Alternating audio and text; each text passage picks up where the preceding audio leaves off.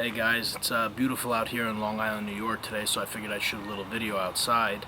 I wanted to talk real briefly about sodium intake during all the time, during off-season, during pre-contest, but especially the week of a contest. I'm not going to tell you guys what protocol to do for being full and drying out, because there's many different protocols. They all work.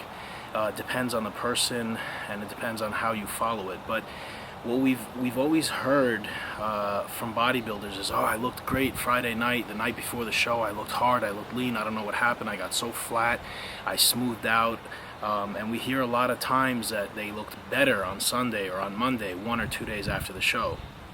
Now there's a lot of factors here. There's a lot of variables, of which obviously, I don't know all the variables for every competitor, but I'm going to tell you some of the most important. First and foremost, we all know that our body's made up mostly of water, so the muscles are filled up with water. Okay, if you take a muscle tissue and you drain the water out of it, it's just like this little soggy little thing that looks like a slug almost. A full muscle is full of glycogen, which are carbohydrates, and also water. Now, sodium is a big part of that. The way I and a lot of competitors stay very full and get good pumps in the gym when we're on really low carbs is sodium.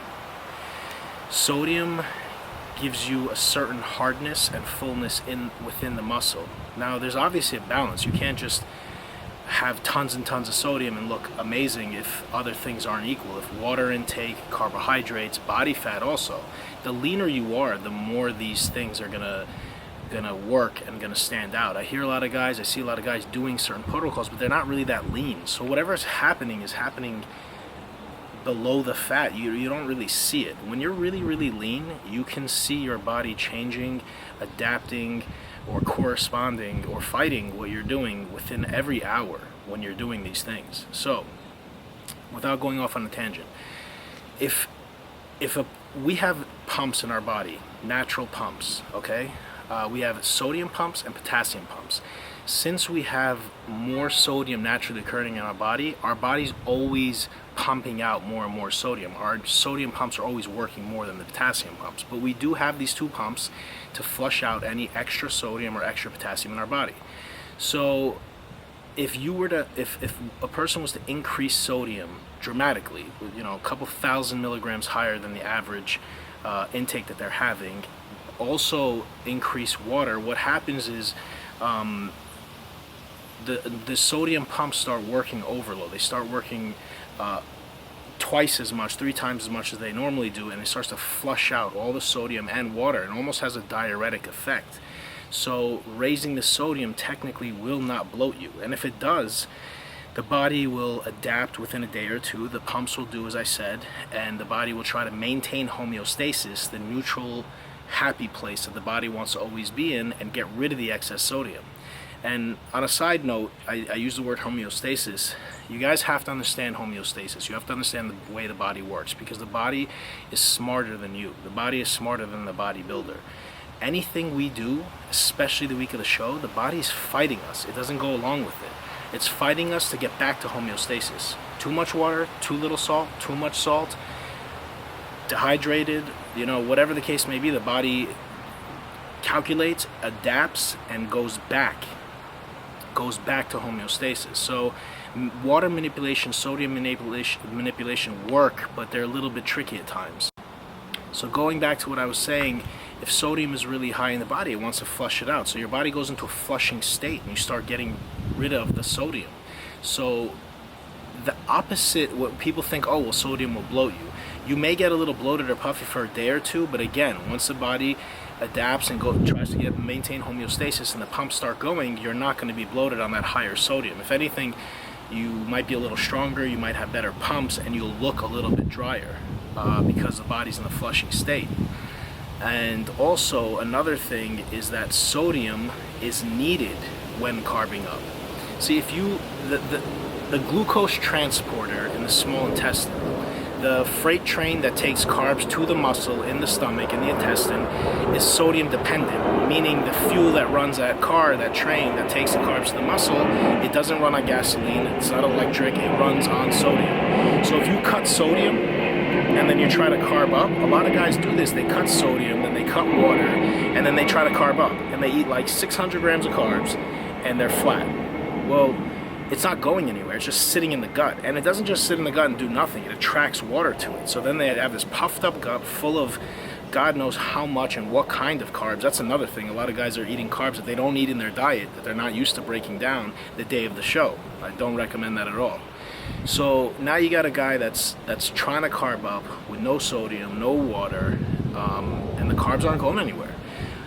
You need fluids to carb up, and you need a certain amount of fluid. Don't get me wrong. A lot of guys will pull water, they'll cut water, and they'll still be able to carb up.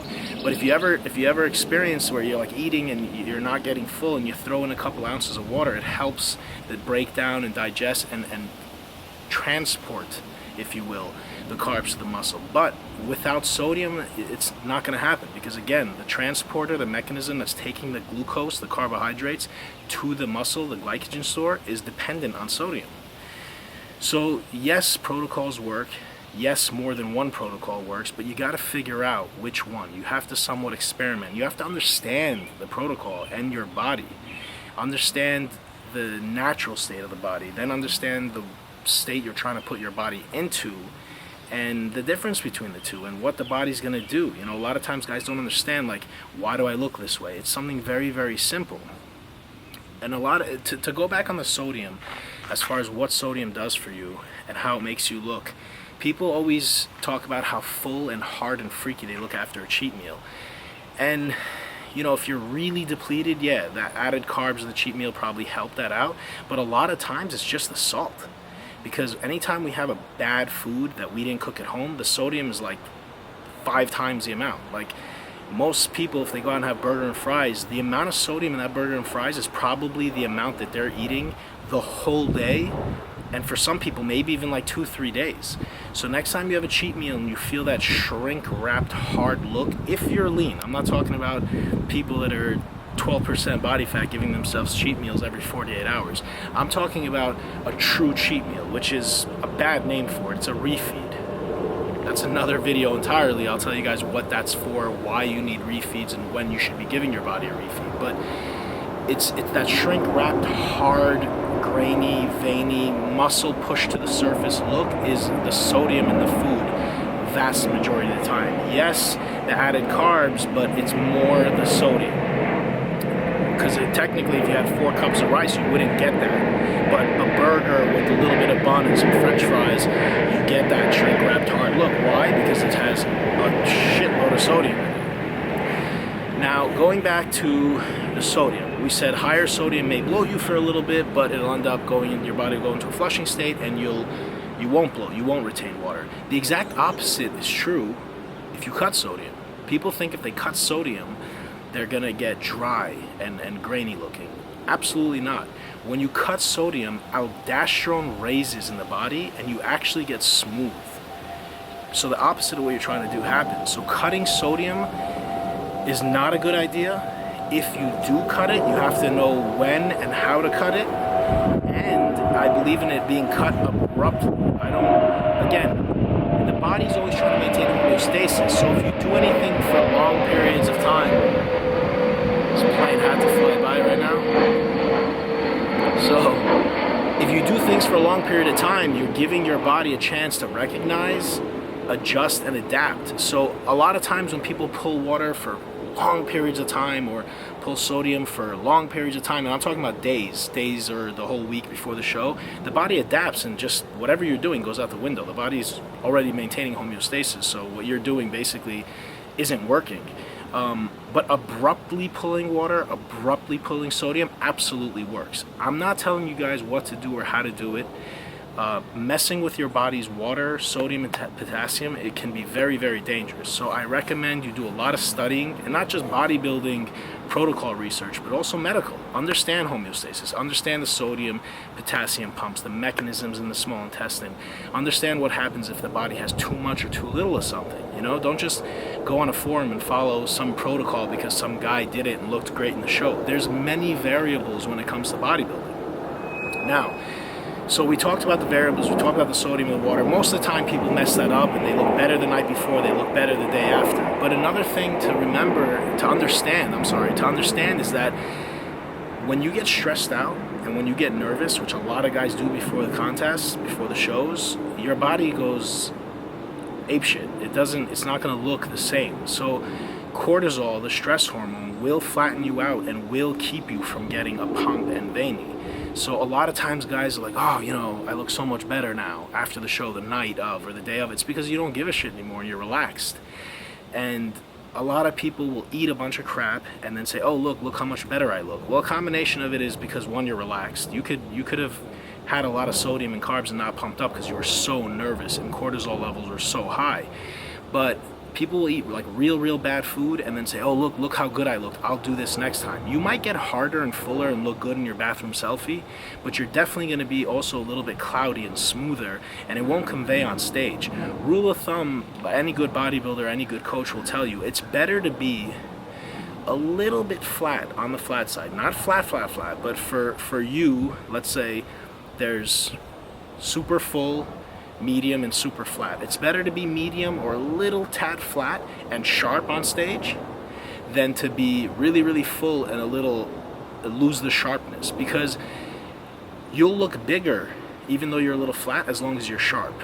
I see it all the time, and I've experienced it myself personally. I've been a couple pounds heavier and fuller, but looked smaller and softer on stage. The sharpness is an illusion. It'll make you look bigger, especially standing next to other guys. If the guy standing next to you is really hard and sharp, and you're super full, but you're a little smooth, it'll show and it'll make you look bad. So this obviously wasn't a way of telling you guys a protocol. I just wanted to touch on a few subjects there's a lot of confusion on.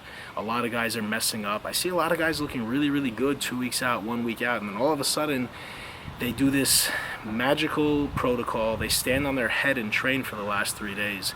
They eat foods they didn't eat. I mean, why, if you trained this way, why are you going to train completely different the week of the show? If you ate these foods, why are you going to eat foods that you haven't eaten in so long? Did it ever happen to you after a diet, you go out and binge and eat a bunch of stuff and your stomach starts turning? It's because your body's like, holy shit, what is all this? You know, it's a shock. Too much calories, too much carbs, or just foods you're not used to. So if you've been dieting on rice cakes and cream of rice and white rice and oatmeal, eat those when you carb up, you know, with some added salt. Don't just have some out of this world new food because somebody else said it's good for filling up. It might not be good for you.